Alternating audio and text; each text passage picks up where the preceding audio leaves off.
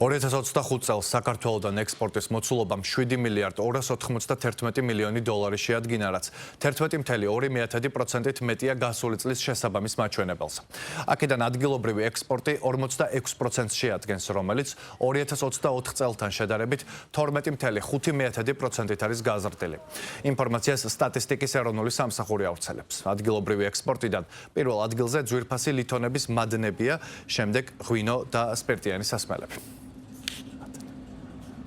საქართველოში მთლიანი ექსპორტის მაჩვენებელი, როგორც ადგილობრივი ექსპორტის მაჩვენებელი გაზრდილია მნიშვნელოვნად.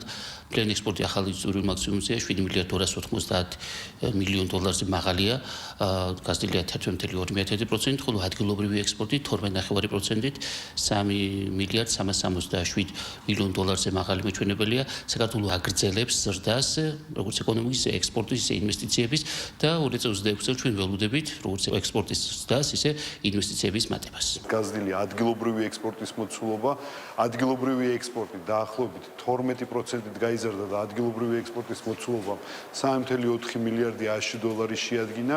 განსაკუთრებით მნიშვნელოვანია ჩვენთვის ადგილობრივი ექსპორტის აღნიშნული ზრდა, ვინაიდან პირდაპირ მეტყველებს საქართველოში წარმოებული პროდუქციის საერთაშორისო ბაზრებზე კონკურენტუნარიანობაზე. ამ მიმართულებით საქართველოს მთავრობა აქტიურ მუშაობას აგრძელებს, რათა საქართველოში წარმოებული პროდუქცია კიდევ უფრო კონკურენტუნარიანი გახდეს.